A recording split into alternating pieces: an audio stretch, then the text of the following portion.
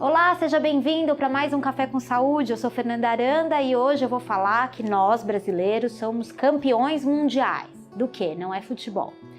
Foi feita uma pesquisa que ouviu médicos do mundo inteiro, 1.040 médicos, e descobriram que nós, os médicos profissionais que atuam aqui no Brasil, 90% deles usam o WhatsApp para ter uma relação com os seus pacientes. Em segundo lugar, apareceu a Itália com 61%, Reino Unido só 2%. Aí eu te pergunto, o WhatsApp é um facilitador dessa relação que anda tão capenga entre médico e paciente ou é um complicador? O que você acha? Eu trouxe aqui o Dr. Guilherme Spina, muito obrigado pela presença. Ele é cardiologista, ele trabalha no Instituto do Coração, no INCOR, e é professor colaborador da Faculdade de Medicina da USP. Minha primeira pergunta é essa, o WhatsApp, bom ou ruim? A gente curte ou não curte? Curte total, excelente e eu diria, hoje em dia, até indispensável. O WhatsApp faz parte de uma coisa que a gente chama telemedicina. Você poder se relacionar com o seu paciente, mesmo não estando próximo. Ele permite que o paciente tire uma dúvida, que o paciente, mais ainda, mande um exame, manda foto do exame, está no pronto-socorro, manda foto, ou fotografe lesões, fotografe coisas que estão acontecendo com ele e permite que você, mesmo distante, esteja próximo e cuidando daquele paciente. Eu acho essencial. E por incrível que pareça, a maioria dos pacientes sabe usar muito bem. Sabe usar bem mesmo? A grande maioria dos pacientes, a enorme maioria, sabe usar muito bem. Tem pacientes interessantes. Ainda alguns, eu diria, uns 10% gostam de voz, gostam de ligar. Mas é a minoria. A maioria gosta mais do WhatsApp. Mas isso também mostra uma disposição e uma disponibilidade do médico para com o seu paciente. Com certeza. Eu fico pensando se todos os médicos também têm esse comportamento ou o que o paciente pode pedir para o seu médico. Porque a gente recebeu uma dúvida de um leitor, que a gente disse que a gente ia discutir sobre isso aqui, e a gente recebeu uma dúvida do leitor dizendo justamente assim, manda ou não manda um WhatsApp para o meu médico, né? Como é que essa relação tem que ser apresentada, né? Eu acho que primeira coisa, na dúvida mande. E a relação, ela é posta quando você está no consultório. Se o teu médico disponibiliza o celular, disponibiliza um canal de contato, provavelmente ele está também, de forma tácita, autorizando que você entre em contato e que você tenha uma relação mais próxima, que você ligue se tiver dúvida, que você mande uma mensagem se tiver dúvida. Eu acho até, você sabe que a ética e a moral não é fixa, ela muda ao longo do tempo, ela é extremamente fluida. E até eu acho que nos dias de hoje é mais educado e mais polido você mandar um WhatsApp do que você ligar. Também acho que o novo código de etiqueta é esse. Na verdade, mesmo. Se você ligar, a pessoa, mesmo o médico, ele pode estar atendendo alguém, ele pode estar em alguma situação mais que não pode atender no momento. Está impossibilitado de falar. Mas o WhatsApp, ele vai ver que você entrou em contato e assim que possível ele vai responder. Infelizmente tem médicos que, por exemplo, o sujeito que atende por convênio, então ele atende 1 milhão de pacientes, atende uma quantidade enorme, extremamente rápido. Esse é o médico que, infelizmente, geralmente não disponibiliza o contato dele, porque ele não tem uma relação tão aprofundada. O que a gente vê mais hoje é em consultório particular, né? Em consultório particular, que você pode dar o seu terceiro. Eu sempre dou o meu telefone para os pacientes. E acho que a maioria dos profissionais também de consultório fazem isso. Mas daí a gente chega num ponto que é essa questão, né? Que a relação médico-paciente hoje ela não depende mais só do médico e nem só do paciente. Ela depende de uma série de fatores, inclusive qual é o tipo de consulta que você está fazendo. Uma consulta no plano de saúde, uma consulta no Sistema Único de Saúde, no SUS, ela difere de uma consulta que você faz particular. Mas isso chega num ponto também que é a relação em si, médico-paciente, que precisa ser discutida, porque muita gente que está assistindo agora o Café com Saúde pensa, pô, mas eu pago o plano de saúde, eu quero ter uma relação boa com o meu médico via plano de saúde.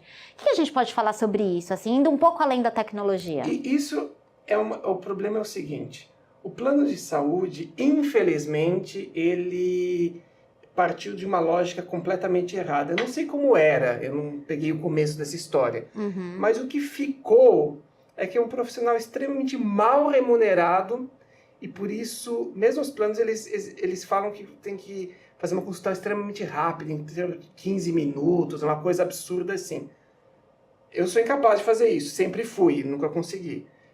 Então, eu sempre fui uma consulta mais prolongada, 1 hora de consulta, pelo menos, mais tempo se for a primeira vez. A gente tem que conversar e conhecer como é o paciente, né? Porque a história, não existem doenças, existem doentes. Claro. Né? O sujeito, no que ele trabalha, o que ele faz, como que é a vida dele, como que é quando ele se relaciona com o problema dele, como ele se relaciona com o mundo, faz a diferença total no tratamento. Então, infelizmente, hoje, tem 2 bastiões mesmo da boa relação médico-paciente. Primeiro, a parte acadêmica. Formação é um problema, né? Não, assim, a formação é um problema, mas existe ótima relação médico-paciente no sistema único de saúde. Aonde?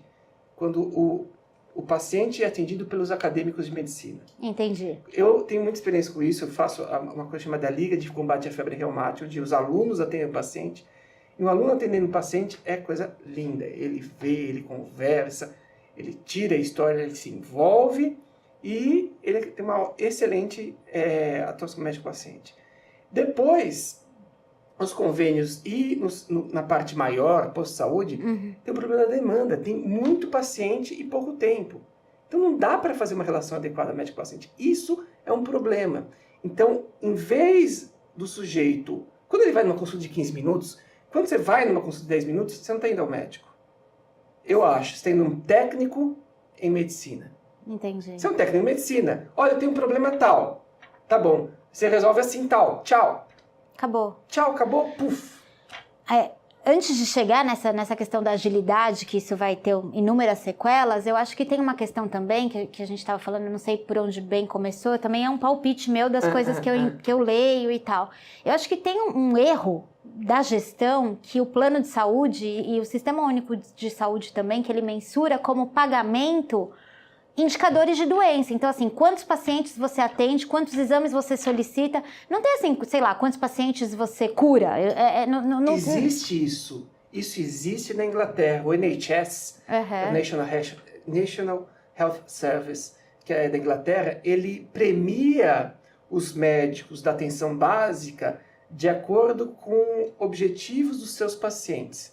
Quanto mais você controla a hipertensão dos seus pacientes, quanto melhor estão tais indicadores dos seus pacientes, quanto menos eles têm de problemas cardiovasculares, etc., quanto melhor o diabetes dele está controlado, mais você ganha. Entendi. Então, é um incentivo não por produção, mas por qualidade. Isso que tem que ser o foco. Porque o sujeito, mesmo no convênio, é um tiro no pé. O sujeito não atende direito, vai pedir mais exames desnecessários, vai tirar uma história muito mal, não vai saber tratar outras coisas. Em vez de ele tratar outros problemas que ele saberia tratar, ele vai mandar para o subespecialista. Você está com dor de estômago, vai para o gastro. Você está com dor de cabeça, vai para o neuro. Onde um bom médico bem informado dá para tratar tudo, mas precisa de tempo.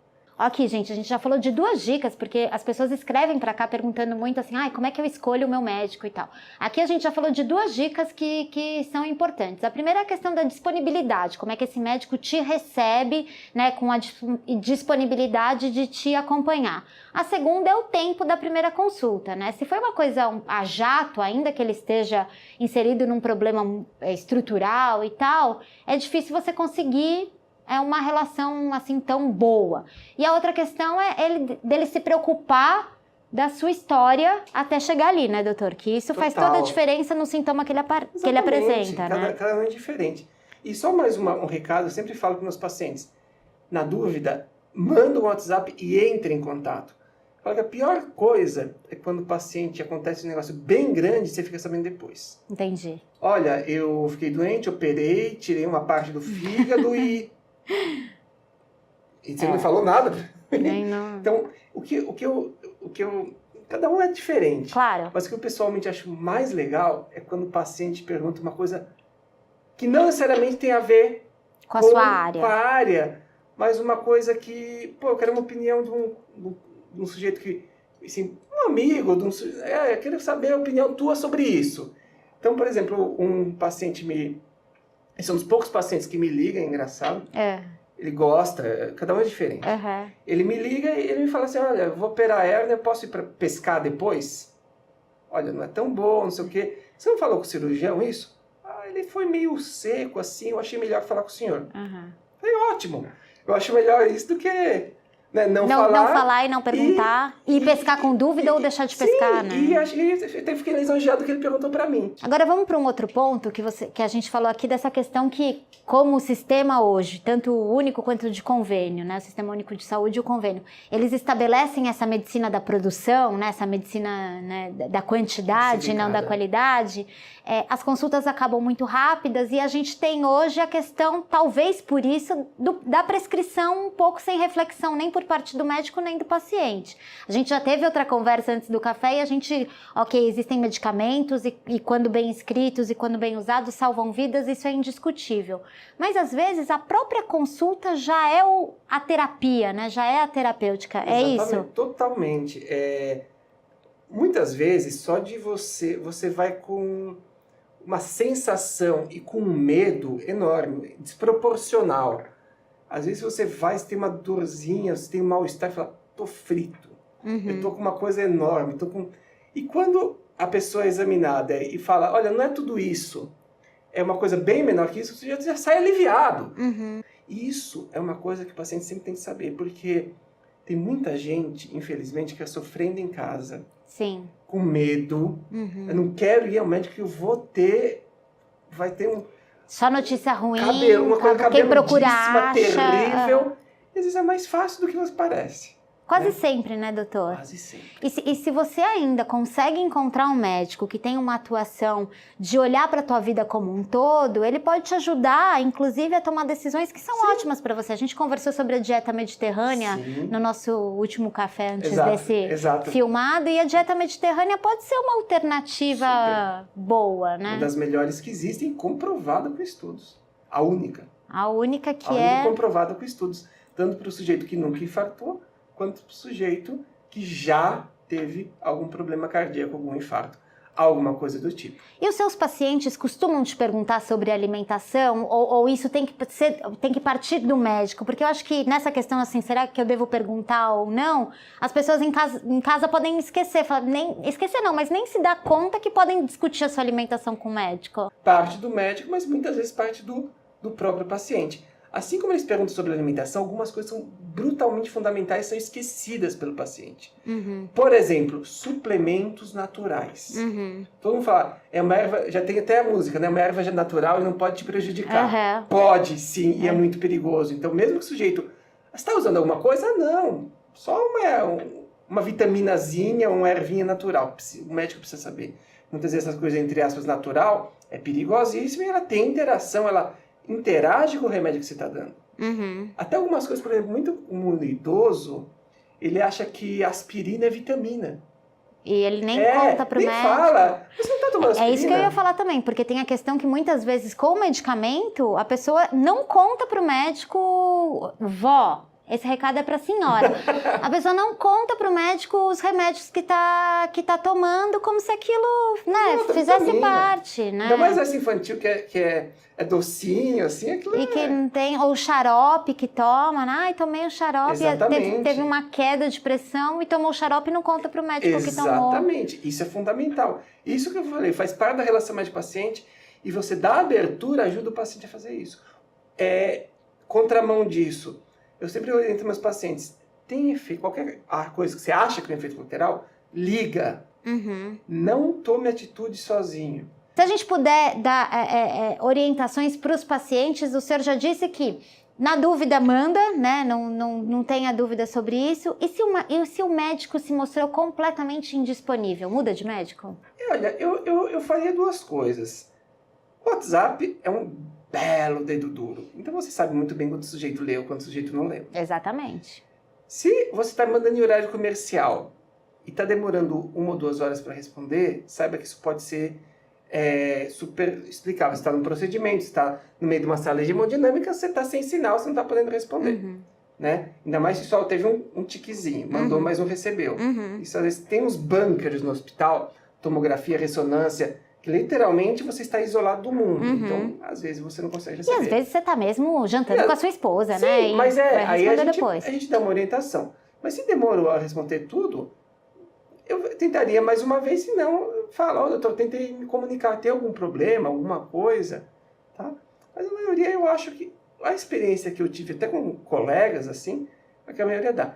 A questão é que a relação médico-paciente cabe sim o uso do WhatsApp, isso facilita, desde que seja usado com bom senso pelo paciente e pelo próprio profissional de saúde. Mas a relação médico-paciente cabe o respeito pela história de vida, o respeito pelo desejo, o respeito por onde você quer chegar, não é isso, doutor? Perfeito. Conversar isso com o seu médico pode ser uma forma de você, na primeira consulta, logo na primeira, pode ser uma forma de você entender se ali vocês estão os dois batalhando pela sua saúde, que é o objetivo do paciente de todo mundo. E de quem atende, não é isso? O paciente tem que ser time.